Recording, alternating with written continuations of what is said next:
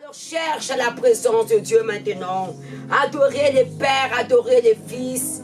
Car Dieu le Père nous a fait de chacun de nous un vrai adorateur qui adore en esprit, en vérité. C'est pour cela le sacrifice de Jésus-Christ sur la croix, afin de faire de chacun de nous son vrai adorateur. Alors ayez soif de chercher la présence de Dieu. Donnez votre offrande. Donnez votre vie entre la main de Dieu. Ayez soif de la vie éternelle. Jésus l'a dit dans sa parole. Cherchez d'abord mon royaume et ma justice.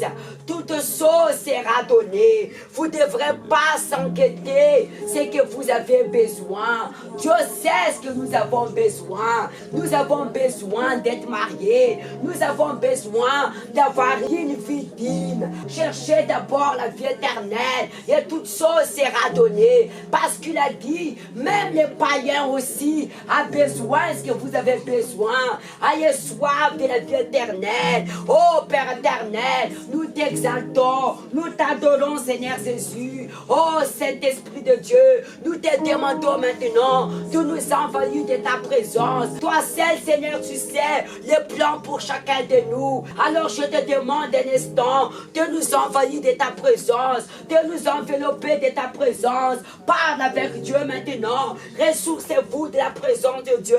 Cherchez la vie éternelle en premier. Cherchez la vie éternelle en premier. Souvenez-vous de l'histoire d'Adam. Adam était seul dans le jardin d'Adam, c'est-à-dire dans la présence de Dieu. C'est Dieu qui s'en soucie qu'Adam était seul.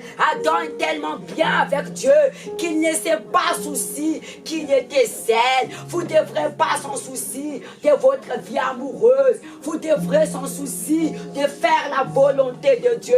Et la volonté de Dieu pour chacun de nous, pour que nous puissions nous servir. Alors cherche la présence de Dieu.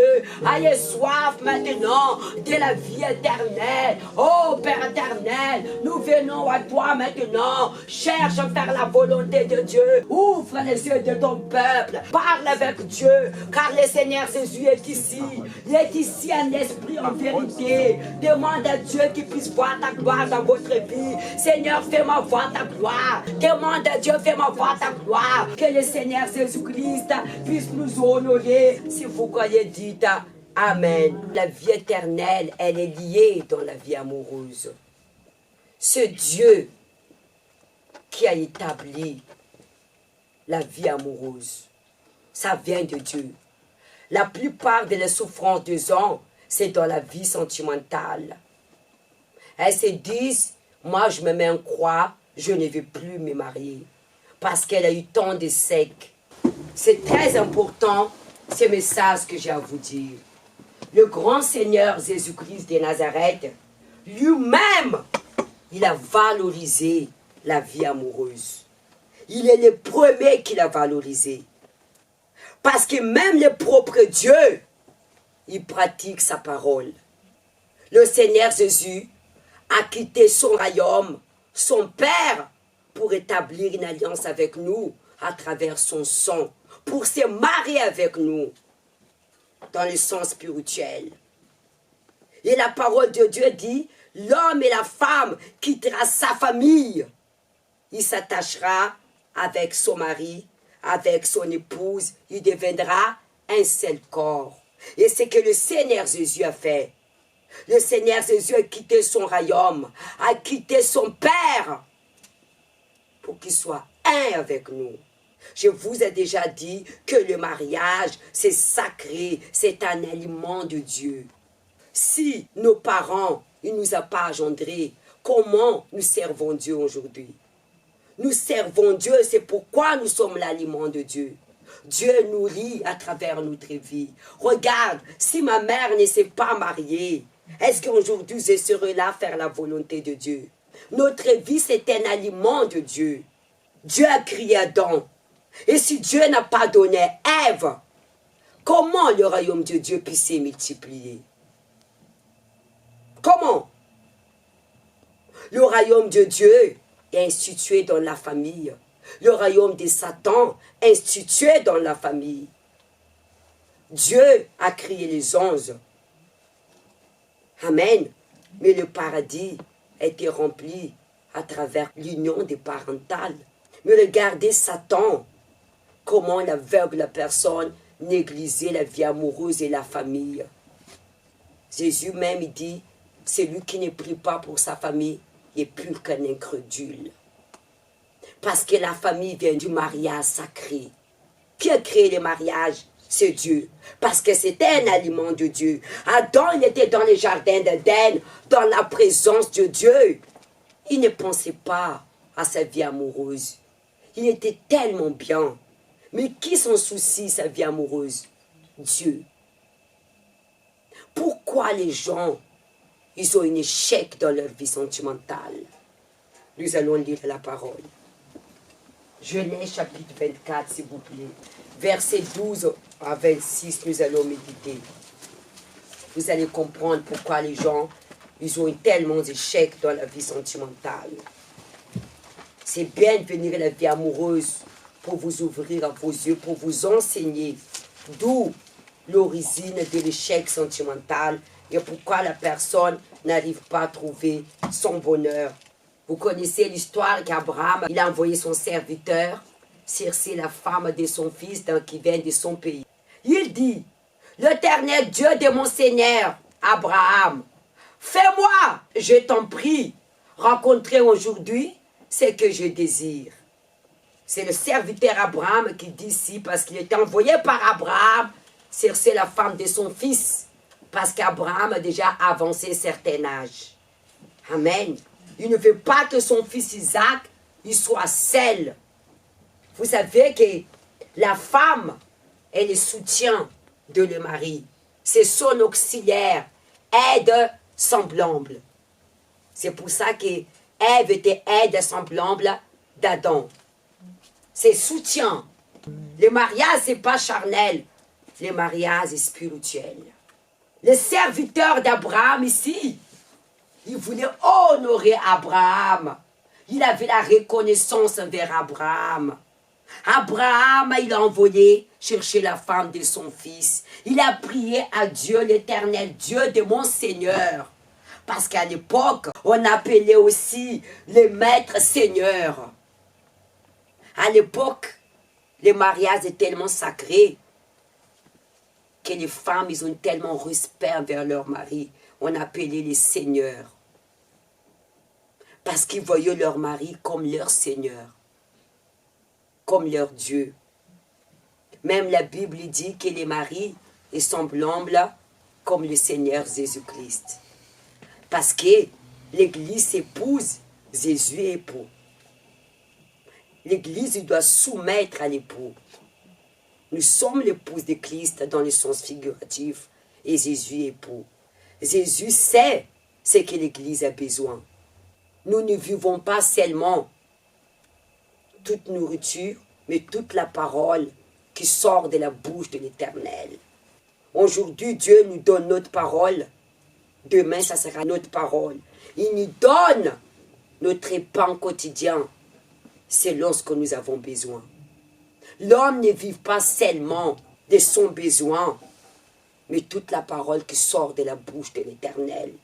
Et Dieu sait aujourd'hui ce que nous avons besoin d'attendre. Nous ne sommes pas là besoin de ce que nous voulons attendre, mais ce que nous avons besoin d'attendre. Il y a une différence. Alors, il dit l'Éternel Dieu, mon Seigneur, Abraham, fais-moi, je t'en prie, rencontrer aujourd'hui ce que désire. Use de beauté envers mon Seigneur, Abraham. Lui, il a désiré de honorer son Seigneur. Use de beauté envers mon Seigneur. Voici, je me tiens près de la source d'eau, et les filles des gens de la ville vont sortir pour pousser de l'eau. On arrête ici. Vous savez, à l'époque, lieu de la rencontre, à l'époque, c'était sur les puits. Aujourd'hui, lieu de rencontre, c'est aux discothèques, dans un café karaoké, ou c'est Instagram, ou c'est les réseaux sociaux, ou dans les chemins. Mais à l'époque, les gens avaient tellement la crainte de Dieu. Ils vivaient dans la sainteté. Voici, je me tiens près de la source d'eau. Les sources d'eau, c'était les puits de la rencontre. Les gens à l'époque ne travaillaient pas dans une entreprise. Ils travaillaient dans les champs. Ils cultivaient la terre. Ils faisaient paître les brebis pour donner à boire aux brebis. Alors c'était lieu de la rencontre des hommes et la femme.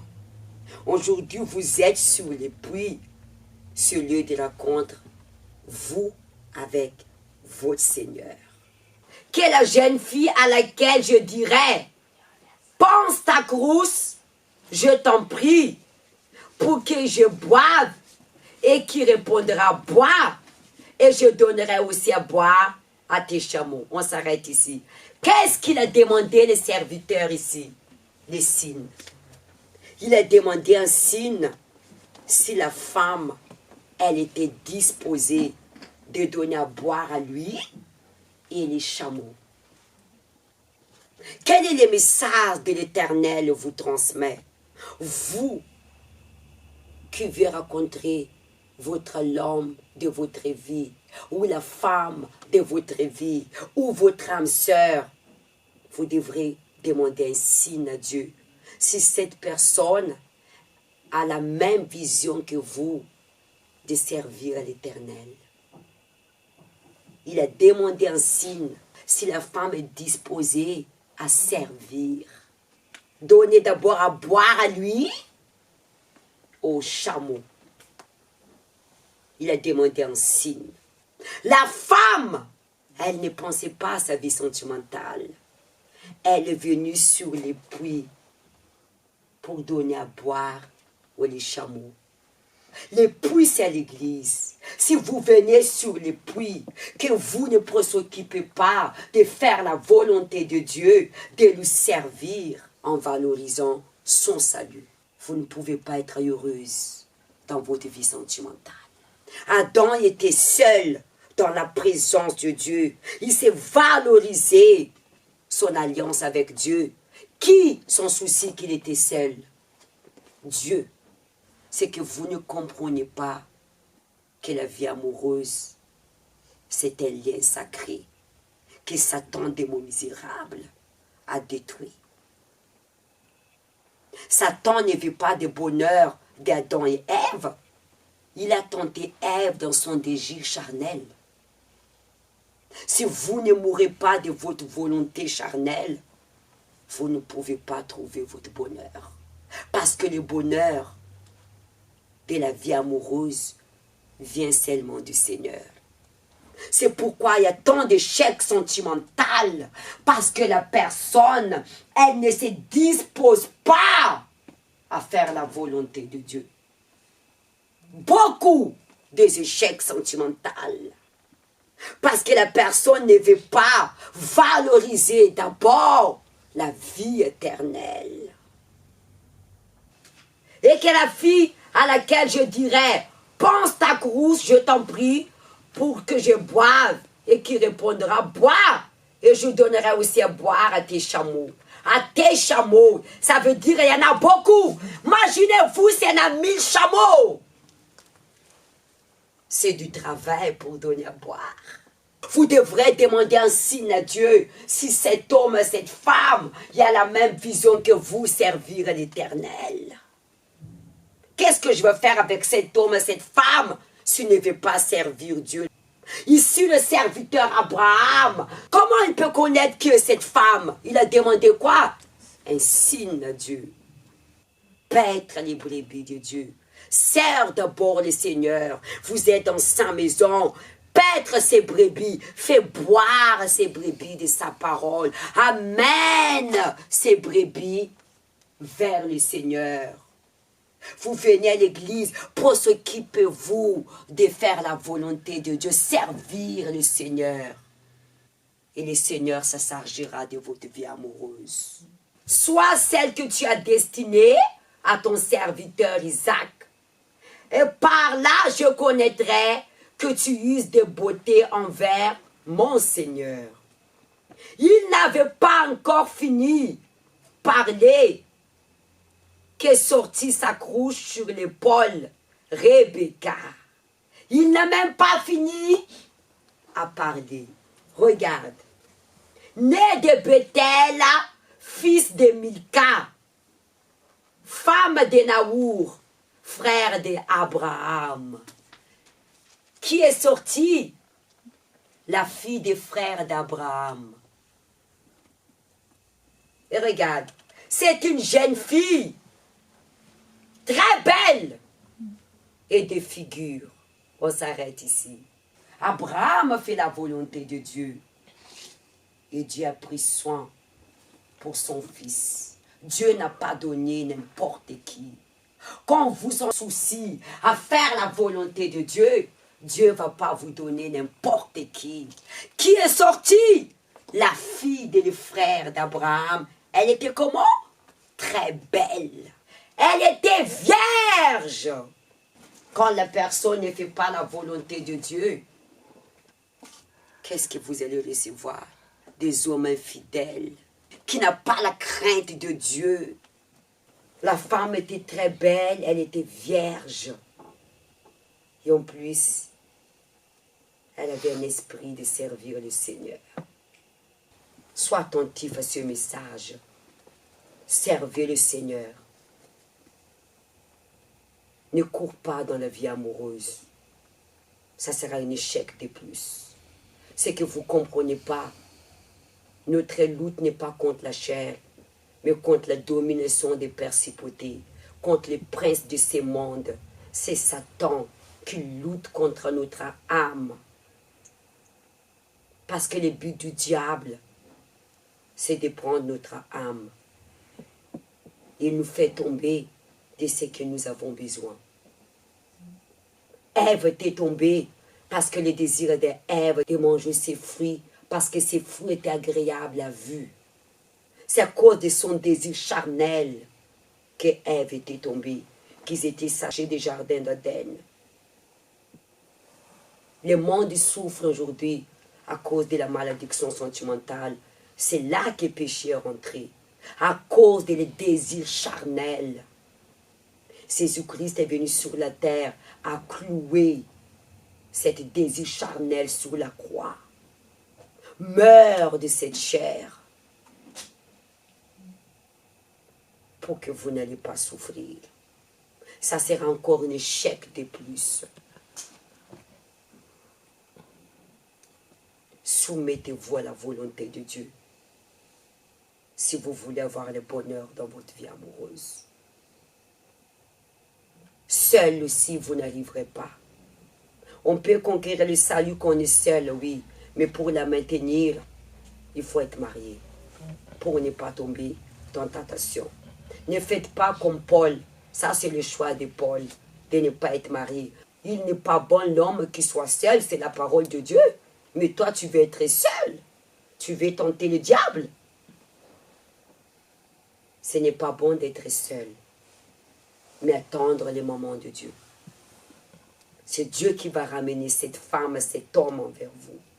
Un homme qui va vous respecter. Un homme qui va vous rendre heureux. Une femme qui va vous respecter. Une femme qui vous rendra heureuse. Même si vous avez un échec plusieurs fois, il n'y a rien n'est trop tard. Il n'y a pas d'âge pour être marié. Le cœur était fait pour aimer. Qu'est-ce que Dieu il manque? Il vit dans la pleine gloire. Il ne manque rien. Il a besoin de notre amour. Dieu aussi a besoin d'être aimé. Vous comprenez? Pourquoi il établit une alliance avec nous à travers son Fils? C'est pourquoi à travers le sacrifice de Jésus, il a fait de chacun de nous des vrais adorateurs.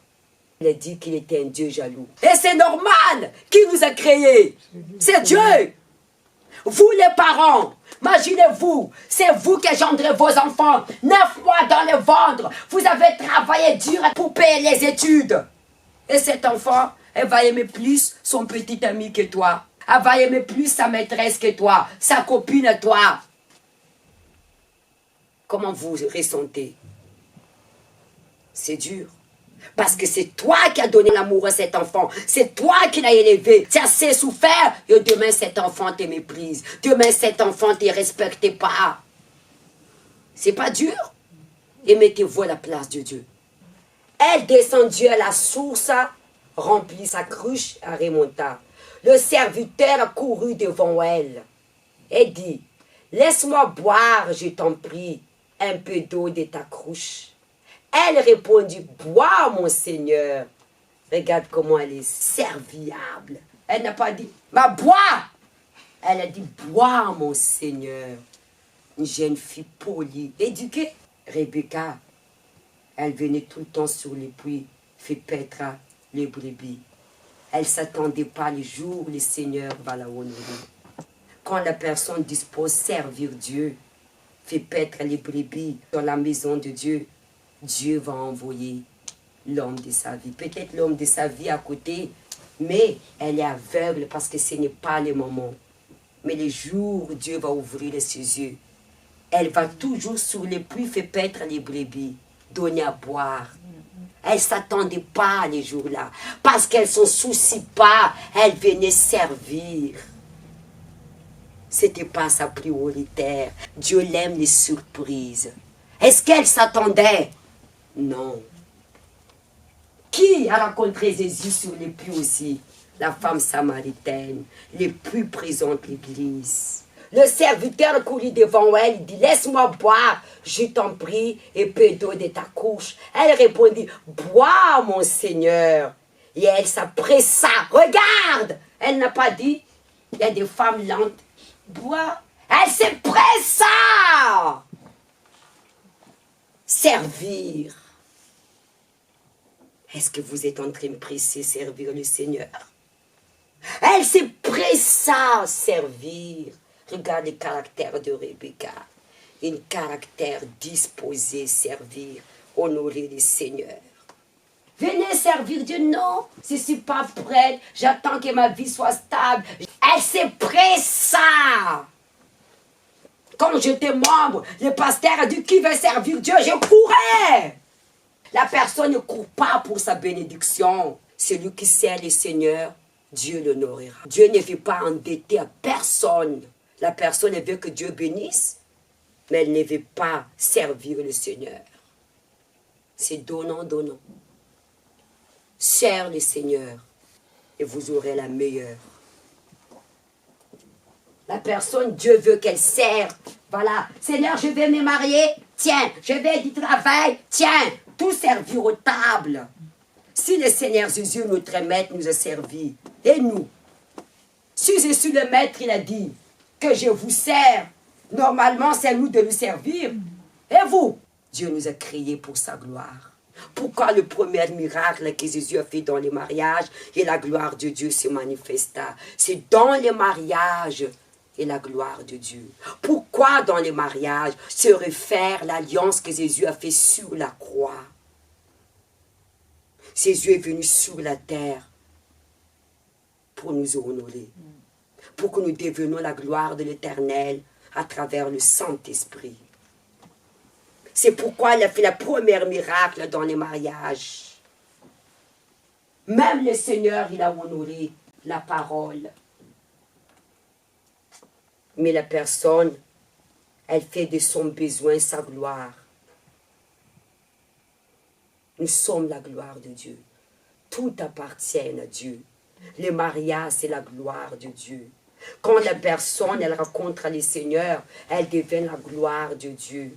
Quand je parle de la rencontre, quand elle reçoit le Saint-Esprit, elle devient un avec Dieu et elle fait la volonté de Dieu, elle devient la gloire de Dieu. Souvenez-vous, dans la Bible, dit que Moïse, on voyait Dieu sur son visage, qu'on n'ose pas le regarder, on voyait la gloire de Dieu sur le visage de Moïse, tellement il brillait. Jésus-Christ est venu sur la terre pour faire chacun de nous la gloire de Dieu à travers le Saint-Esprit. C'est pourquoi il a cloué tous nos péchés, désirs charnels, pour que nous mourons de cette chair et ressusciter avec lui dans l'esprit. Elle répondit, bois mon Seigneur. Elle s'appressa, s'est baissée sa crouche sur sa main et de lui donner à boire. Quand elle achevait de lui donner à boire, elle dit, je puisserai aussi pour tes chameaux. Elle-même, elle a proposé, sans que le serviteur a demandé. Regardez les caractères. Elle a dit, puisse aussi que je donne à boire des chameaux. Lui n'a même pas demandé. La personne, quand elle fait la volonté de Dieu, Dieu s'en soucie d'elle. Jésus lui dit, je ne donne pas au pain aux petits chiens. Le pain, c'est pour ceux qui font la volonté de Dieu. La personne ne décide pas de s'engager avec Dieu, de faire la volonté de Dieu. Elle veut toujours faire les choses de sa manière, à sa façon. Vous ne serez jamais comblé. Amen. Amen. Vous allez toujours manquer de quelque chose. Si vous n'avez pas compris le message. Honorez le Seigneur. Servez le Seigneur. Et Dieu va vous honorer de tout le domaine de votre vie. Décidez-vous aujourd'hui de servir le Seigneur. Sinon, vous ne serez jamais comblé. Vous recevrez la guérison, un autre problème arrive. Les enfants, il y a un problème. Après les enfants, vous comprenez? Ça finit jamais. Parce que vous ne décidez pas de s'engager, servir le Seigneur. Dieu nous a créés pour le servir, pas servir à notre volonté. Quand elle a achevé de lui donner à boire, elle dit, je puisserai aussi pour tes chameaux, jusqu'à ce qu'il aille assez bu. Elle s'appressa de vider sa cruche dans l'abreuvoir et courut. Encore puis pour puiser. Regarde, combien de fois elle a donné à boire? Combien de fois elle a donné, elle fait encore. Le Seigneur l'a vu. C'est elle méritée, la femme d'Isaac. Il n'y a pas que Rebecca qui servait Dieu à cette époque-là. Mais elle a fait la différence. Il y en a qui servent Dieu, mais ne servent pas Dieu de tout son cœur. Est-ce que tu disposes de payer un prix? Abraham a payé un prix pour avoir Isaac. Rien n'est facile, mais tout est possible. Déjà, tu es seul, tu n'es pas capable de honorer Dieu. Imaginez, Dieu va te donner quelqu'un. Envoie. Une fois tous les 3 mois, église. Dieu connaît l'attention de nos cœurs. Dieu va te résister. Parce que ton âme est précieuse pour lui.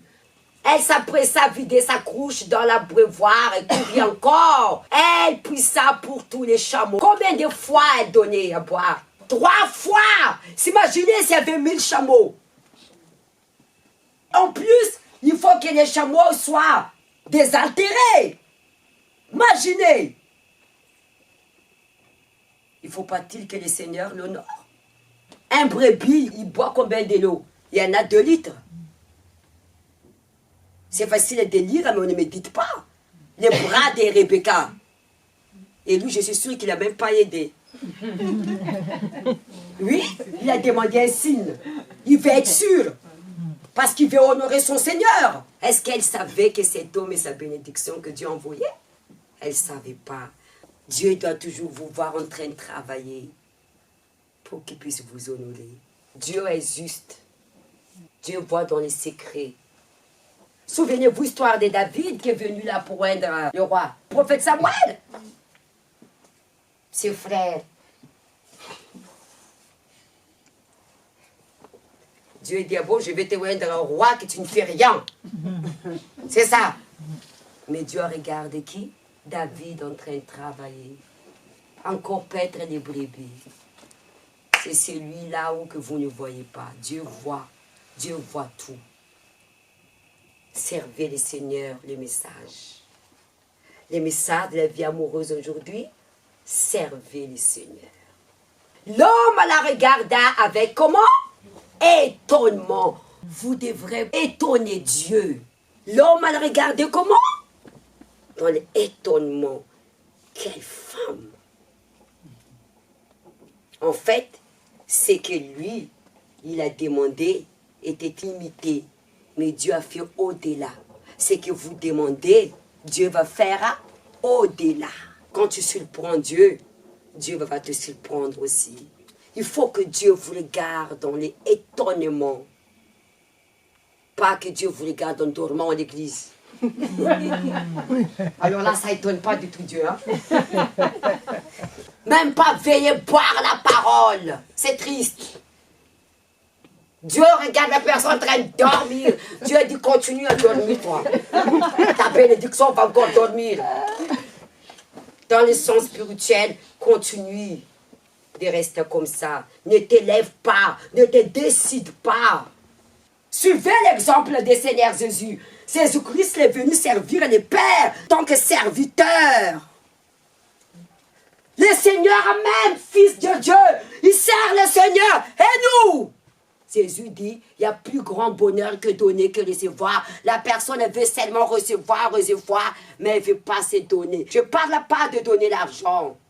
Quand le chameau aura fini de boire, l'homme a pris un anneau d'or, regarde, comment on dit à honorer, un anneau d'or, des demi-siècles et des bracelets, parce que la valeur de cette femme représentait l'or. Elle était un or devant Dieu. Précieux. Amen.